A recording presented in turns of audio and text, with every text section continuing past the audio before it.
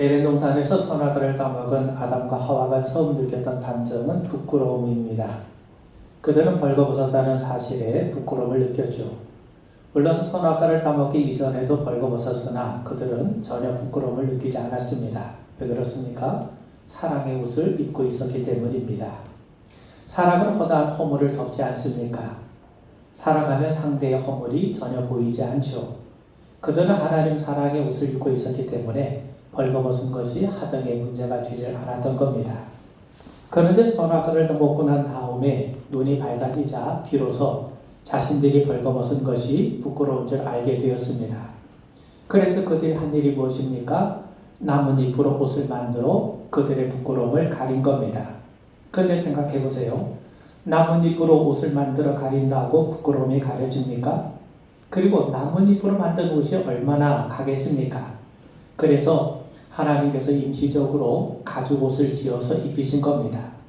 물론 가죽옷이 나뭇잎으로 만든 옷보다 낫겠지만 그 옷이 과연 인간의 죄와의 모든 수치와 부끄러움을 어떻게 가릴 수 있겠습니까? 그렇지 않죠. 그래서 로마서 3장 25절에서 바울이 말씀한 대로 하나님께서 가죽옷을 통해서 잠시 죄를 간과해 주신 것에 불과한 겁니다. 이제 때가 되어 하나님은 죄로 인한 모든 수치와 부끄러움을 완전히 가려주시기로 작정하셨는데 그것은 단순히 동물의 가죽옷으로 만든 옷이 아니라 바로 우리 주님께서 입고 계신 그리스도 예수의 의의 옷입니다. 여러분, 인간의 죄와 수치와 부끄러움이 인간이 만든 나뭇잎으로 만든 옷으로 가려질 수 있겠습니까? 그럴 수 없죠. 그래서 하나님은 가죽옷, 즉 구약의 제사를 통해 잠시 인간의 죄를 간과해 주신 겁니다. 그리고 그리스도 예수를 십자가의 화목제물로 삼으셔서 그리스도의 의의 옷을 우리에게 입혀주셨어요. 그래서 우리는 하나님 앞에 의로운 모습으로 설 수 있게 된 겁니다.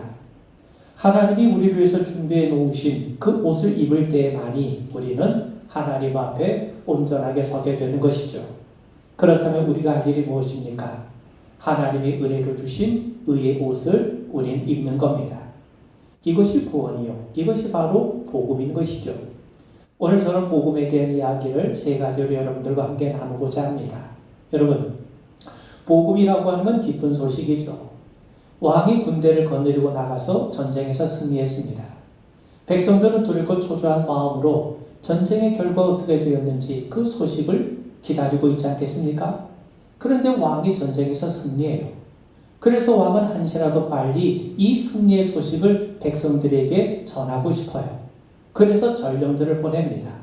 그렇다면 전령들이 전하는 소식은 무엇이겠습니까? 왕이 전쟁에서 승리하셨다. 왕이 적들을 무찌르고 승리하셨다는 것 아니겠습니까?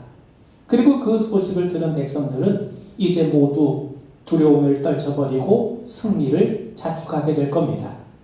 이때 전령들이 전한 소식이 기쁜 소식, 즉 복음인 거예요. 백성들이 스스로 전쟁에 참여한 것이 아닙니다. 백성들을 대신해서 왕이 대신 나가 전쟁에서 승리한 것이죠. 백성들의 전쟁의 장면을 직접 목격해서 기쁜 것입니까? 그렇지 않아요. 그들은 전쟁에서 승리했다는 그 소식을 듣고 기뻐한 것입니다. 여러분, 복음이라는 것도 마찬가지입니다. 하나님께서 우리를 위해서 아주 중요한 일을 행하셨어요. 그리고 하나님이 그리스도 예수를 통해 그 이루신 일의 결과를 우리에게 알려주셨는데 그게 바로 복음인 겁니다. 그렇다면 하나님께서 우리를 위해서 행하신 일이 무엇입니까? 하나님의 아들 예수 그리스도를 우리에게 보내주셔서 우리를 대신해서 율법을 지키게 하십니다. 또 우리를 대신해 죽게 하셔서 하나님과 우리 사이를 화목하게 하셨다는 거예요. 그리고 회개하고 믿는 사람은 누구든지 그리스도 예수 안에서 영생을 얻게 되리라고 선언해 주세요. 여러분, 이것이 복음인 겁니다. 여러분, 여기서 우리를 대신했다는 말이 중요합니다. 여러분, 예수님이 십자가를 지셨어요. 왜 십자가를 지셨습니까? 나를 대신해서 지신 거예요. 죄를 지은 내가 십자가를 져야 하는데 예수님이 나 대신 십자가를 지셨기 때문에 하나님은 바로 이 예수의 십자가를 내가 지은 십자가로 인정을 해 주신 겁니다. 내가 비록 십자가를 지지 않았어도 예수님이 십자가를 지신 것 때문에 나는 십자가를 지은 효과를 그대로 누리게 되는 거예요. 고린도후서 5장 21절에 보면 하나님이 죄를 알지도 못하신 이를 우리를 대신하여 죄로 삼으신 것은 우리로 하여금 그 안에서 하나님의 의가 되게 하려 하심이라. 하나님이 우리를 대신해서 예수님을 죄로 삼으셨는데 왜 그렇게 하셨는가? 우리를 하나님의 의가 되게 하기 위함이라고 바울은 우리에게 말씀하죠. 예수님이 고난을 받으셨기 때문에 나는 고난을 받지 않아도 되었고 예수님이 죽으심으로 인해서 나는 죽지 않고 살아나게 된 겁니다. 여러분, 예수님은 흠이 없으세요? 예수님은 공생의 기간 동안 율법을 하나도 어기지 아니하시고 다 지키셨어요. 왜 예수님이 그렇게 율법을 지키시며 사셨습니까? 나를 대신해서 지키신 거예요. 내가 살아야 될 완벽한 삶을 예수님이 대신 사신 겁니다. 예수님이 우리를 대신하셨기 때문에 우리도 궁극적으로 예수님과 함께 존귀와 영광을 누리게 되는 겁니다. 이것이 복음인 것이죠. 그러므로 복음은요, 하나님께서 우리를 위해서 구원을 이루셨다는 겁니다. 하나님께서 우리에게 은혜를 베푸셨다는 겁니다. 하나님이 죄인된 우리를 하나님의 자녀로 삼으셨다는 거예요. 여러분, 백성들이 전쟁에 나가 적을 물리칠 수 있겠습니까? 그럴 수 없어요. 그래서 왕이 대신 나가서 전쟁에서 승리한 겁니다. 승리의 소식을 들은 백성들은 이제 더 이상 두려워하지 않아도 되겠죠. 마찬가지입니다. 인간이 스스로 할 수 없는 일을 하나님이 행하셨어요. 여러분, 약속은 누가 하셨습니까? 하나님이 하셨죠. 십자가를 누가 지셨습니까? 하나님이 지셨어요. 구원도 하나님이 이루셨고 우리를 자녀 삼으신 것도 하나님이 정하셨어요. 한마디로 하나님은 은혜를 베푸셨어요. 그렇다면 그 하나님의 베푸신 은혜를 받아 누려야 될 쪽은 누굽니까? 바로 우리인 겁니다. 그러면 여러분, 복음은요, 하나님을 위해 우리가 무엇을 할 것인가에 대한 것이 아닙니다. 하나님이 우리를 위해서 무슨 일을 행하셨는가에 대한 선언이에요. 그렇다면 우리가 할 일이 무엇입니까? 하나님이 구원을 이루셨으니 구원의 기쁨을 누리는 것이 마땅하지 않겠습니까? 하나님이 말씀하셨으니 그 말씀을 듣고 복된 삶을 사는 것 아니겠습니까? 하나님의 은혜를 베푸셨으니 그 은혜에 감격하며 살라는 것 아니겠습니까? 하나님이 우리 아버지가 되시니 염려하지 말고 모든 일에 하나님 아버지를 신뢰하며 사는 것, 이것이 바로 우리가 감당해야 될 일 아니겠습니까? 그래서 여러분, 성도는요, 하나님을 알아야 됩니다. 하나님을 우리가 온전히 바르게 알려면 우리는요, 복음을 들어야 되는 겁니다. 사랑하는 성도 여러분, 우리는 구원을 받았어요.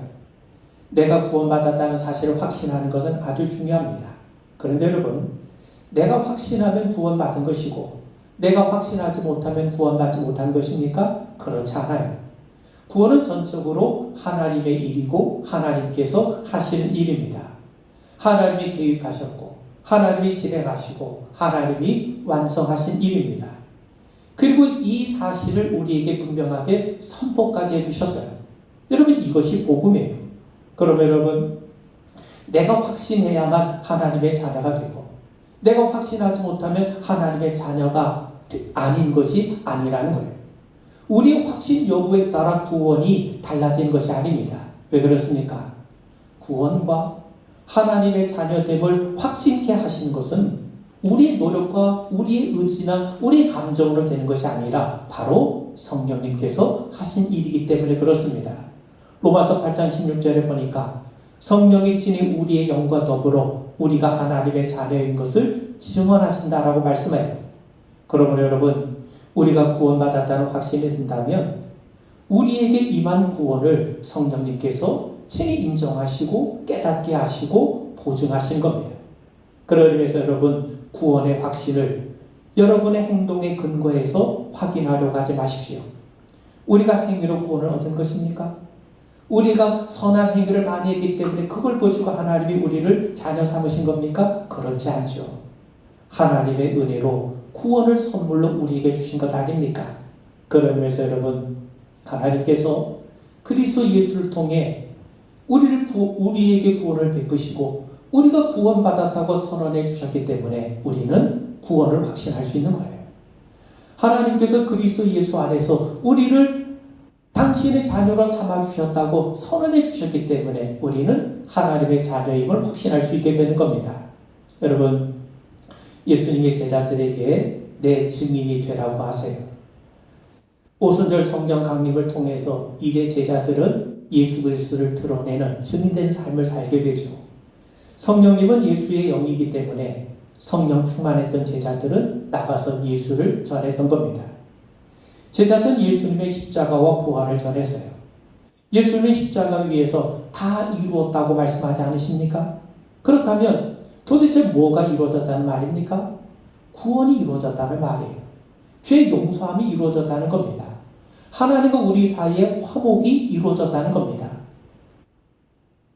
우리가 하나님 앞에 성도됨이 이루어졌다는 거예요. 그래서 사도들은 예수님으로 인해서 우리에게 이루어진 일에 대해서 그것의 증인이 되기로 작정하고 다짐을 했던 겁니다. 물론 사도들과 초대교회 성도들은요, 예수의 능력으로 삶이 변했어요. 그런데 그들은 자신의 변화된 삶을 전한 것이 아니라 복음, 곧 하나님이 그리스도 예수를 통해 우리를 위해서 이루신 일들을 전하고 드러내고 그 일에 증인되기로 작정을 했던 겁니다. 여러분, 요즘 예수 믿는 사람들이 비판을 참 많이 받습니다. 예수쟁이들은 말은 잘하는데 그에 걸맞는 행동이 따르질 않는다는 것이죠. 그래서 예수 믿는 사람들조차 전도하는 것, 복음을 전하는 것을 주저하기도 해요. 그런데 여러분, 우리가 말을 사용하지 않고 복음을 전할 수 있습니까? 누가 수학을 가르쳐 달라는데 숫자를 사용하지 않고 자기 행동으로 가르칠 수 있겠습니까? 물론 우리가 예수 믿는 사람답게 사는 건 아주 중요합니다. 성도다운 삶을 살기 위해서 우리는 부단히 노력을 해야죠. 그렇다고 사람들이 우리의 삶을 보고 그리스도에 대한 관심은 가질 수 있을지 모르겠지만 그리스도를 아는 게 아닙니다. 복음이 아니면 누구도 그리스도 예수를 알 수가 없는 거예요. 그래서 우리는 복음을 전해야 되는 것이죠. 여러분, 하나님께서 그리스도 예수 안에서 우리를 구원하시고 우리를 자녀 삼으셨어요. 이는 전적으로 하나님이 하신 일입니다. 그래서 우리는 구원받은 성도요 하나님의 자녀임을 확신해도 좋습니다. 그런데 사단이 하는 일이 있어요. 사단은요, 하나님의 선언을 의심하게 만듭니다. 우리가 구원받은 것과 우리가 하나님의 자녀됨의 기준을 하나님이 아니라 바로 우리 자신의 행동에 두게 만들어요. 여러분, 이렇게 행동하면서 이렇게 제대로 삶을 살지 못하면서 이렇게 제대로 사랑하지 못하면서 어떻게 네가 하나님의 자녀라고 말할 수 있느냐? 끊임없이 우리의 행동을 기준으로 우리의 구원을 확신하게 만드는 것이 바로 사단의 전략입니다. 여러분 생각해 보세요. 자녀들이 부모 마음에 들게 행동하면 자녀를 인정을 받고 마음에 들게 행동하지 않으면 자녀를 인정하지 못합니까? 그렇지 않죠. 자녀됨의 근거가 행동에 있지 않기 때문에 그렇습니다. 여러분, 사단의 광야에서 예수님을 시험해요. 네가 만일 하나님의 아들이었든 명하여 이 돌들로 떡덩이가 되게 하라는 거예요. 그리고 네가 만일 하나님의 아들이라면 이 성전에서 뛰어내려 보라는 겁니다. 사단의 시험은요, 예수님의 정체성에 대한 시험이에요. 예수님, 당신이 진정으로 하나님의 아들이라면 돌이 떡이 되게 하는 것으로 인해서 당신이 하나님의 아들임을 한번 증명해 보라는 거예요. 돌이 떡이 되게 하는 행동을 해야 사람들이 당신을 하나님의 아들로 인정할 수 있지 않겠느냐? 바로 그런 것이죠. 그런 의미에서 사단의 요지는 다른 것이 아닙니다. 당신의 행동으로 당신이 하나님의 아들이란 정체성을 나타내 보이라는 겁니다. 그때 예수님은 어떻게 하셨습니까? 돌을 떡으로 만드셨습니까? 그렇지 않아요. 사람이 떡으로만 사는 것이 아니라 하나님의 말씀으로 살아야 한다고 하시면서 사단의 유혹을 뿌리치십니다. 예수님의 성전에서 뛰어내리셨습니까? 그렇지 않죠. 오히려 사단을 꾸짖으셨어요. 여러분, 예수님은요, 당신이 하나님의 아들이라고 하는 이 정체성을 기적적인 행동에 두지 않으시고 말씀해 주셨어요. 여러분, 예수님의 공생을 시작하실 때 예수님이 세례 요한에게서 세례를 받지 않았습니까? 바로 예수님이 이 요단강에서 세례를 받으실 때 놀라운 일이 발생하게 됩니다. 하늘이 열렸어요.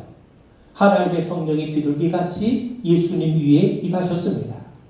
그리고 하나님의 음성이 들렸는데 내 사랑하는 아들이요 내 기뻐하는 자라. 하나님께서 예수님을 내 사랑하는 아들이요 내 기뻐하는 자라고 말씀하세요. 예수님의 하나님의 아들 되심을 어떻게 이루어진, 그것이 어떻게 선언된 겁니까? 하나님이 직접 선언하신 거예요. 그래서 예수님은 하나님의 아들이신 거예요. 그런데 사단은 어떻게 했습니까? 예수님의 하나님의 아들 되심을 하나님의 선언이 아니라 예수가 행하는 기적적인 행동에서 찾고 확인하라는 거예요. 그래서 돌이 떡이 되게 해보라고 시험을 했던 것 아닙니까?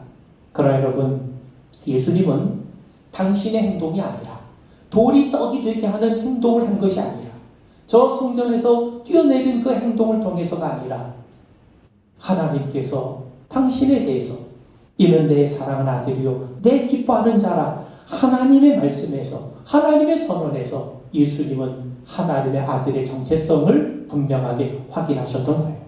우리도 마찬가지입니다.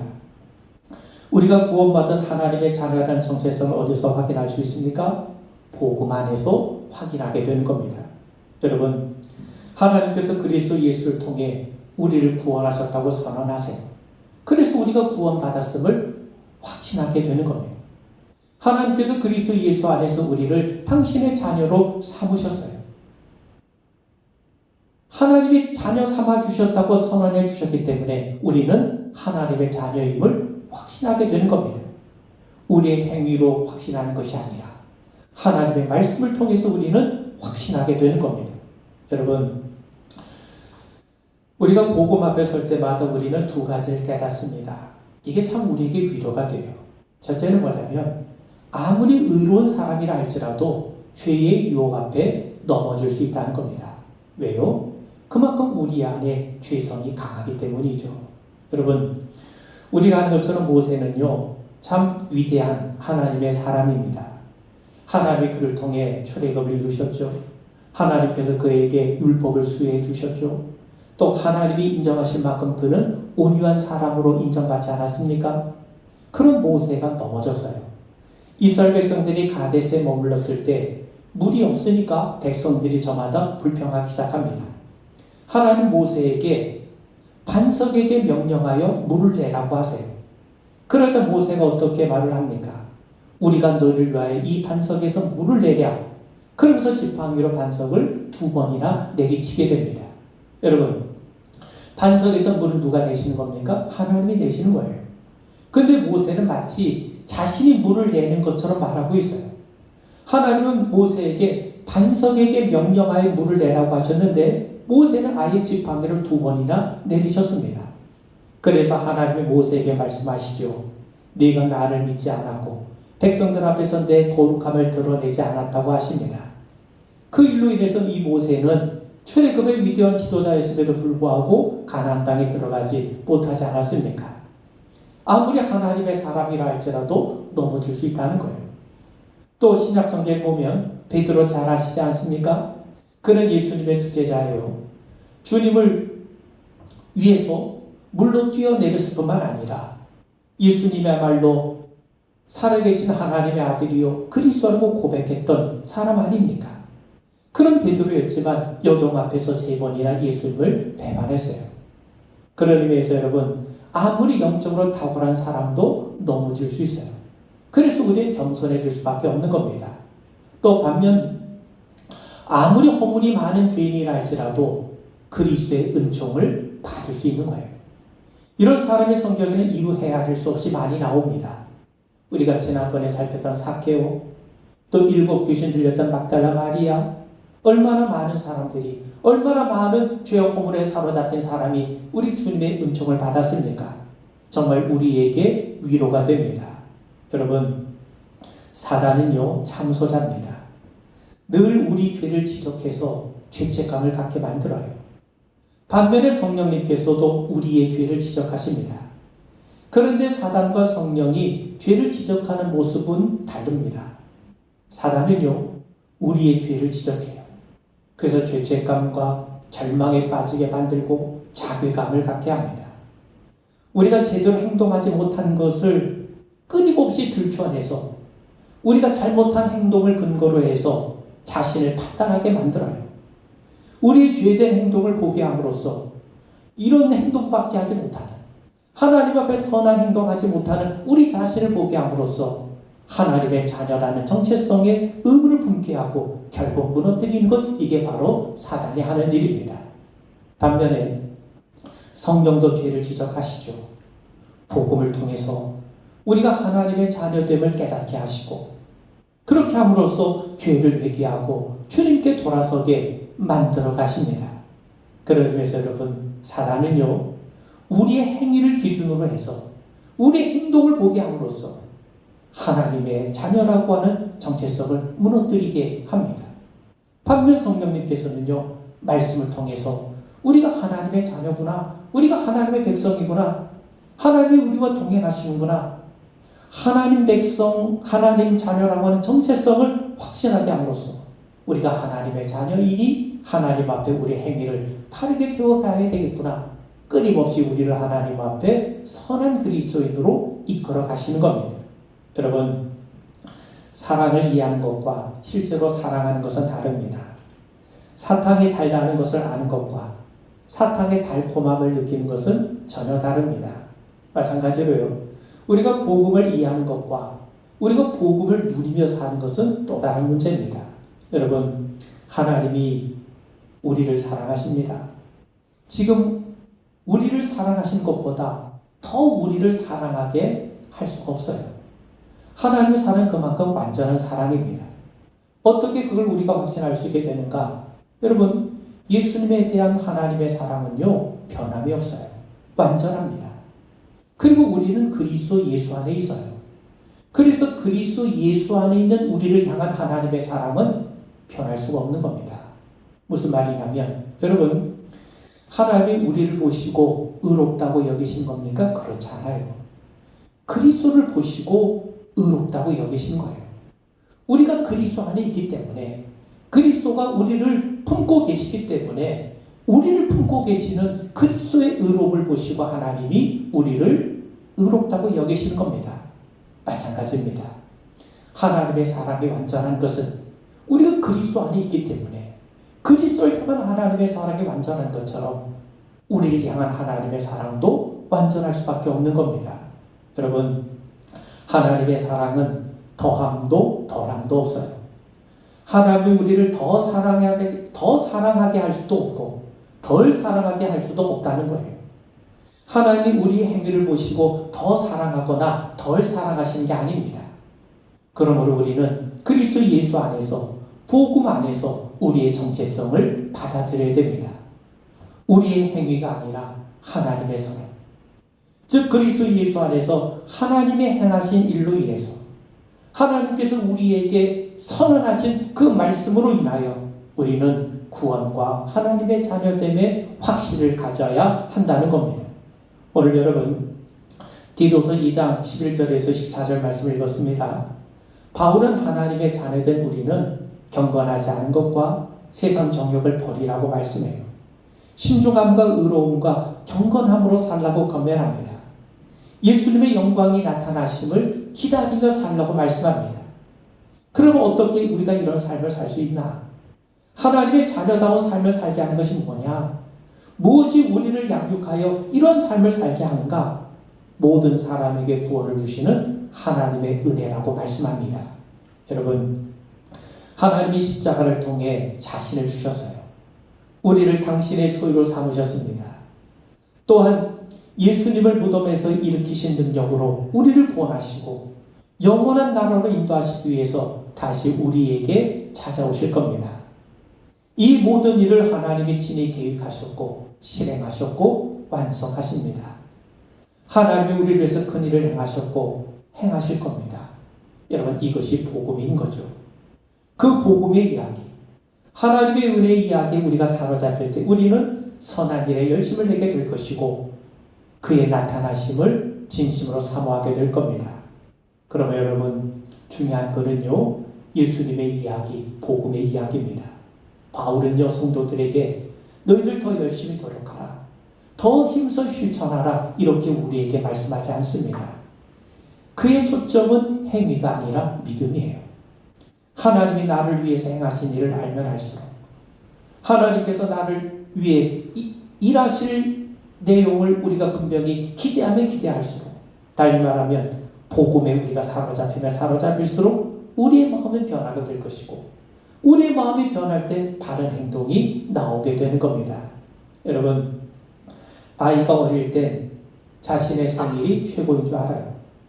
근데 나이가 들고 인생에 눈이 뜨이면 생일날 자기를 생각하는 것이 아니라 자기를 낳아준 부모를 기억하죠. 철이 든 모습 아닙니까? 마찬가지예요.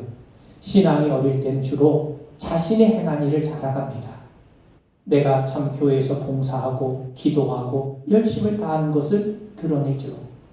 그러다 신앙의 연륜이 깊어지면서 내가 수고한 일이 아니라 모든 것이 하나님의 은혜임을 깨닫게 돼요. 그래서 바울이 고백한 것처럼 나의 나된 것은 하나님의 은혜구나. 그럴 때 우리는 자랑이 없어져요. 자신의 의가 사라집니다. 모든 일을 하나님이 하신 것임을 깨닫고 그저 묵묵히 감사하며 충성하게 되는 거죠.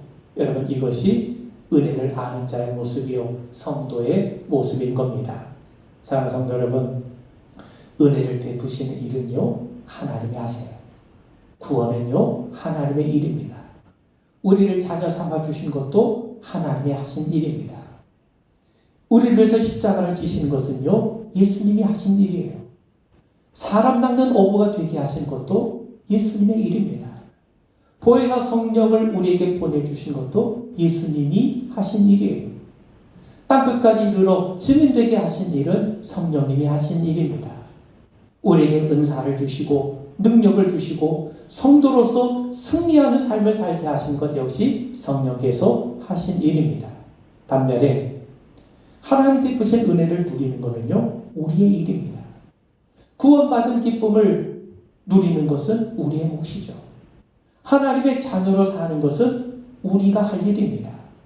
사람 낚는 어부의 삶을 사는 것도 우리의 몫이죠. 성령을 통해 예수를 드러내고 영적으로 승리하는 삶을 사는 것은 우리의 과제인 겁니다. 예수 안에서 자유를 누리며 사는 것, 이것이 바로 우리의 몫인 것이죠.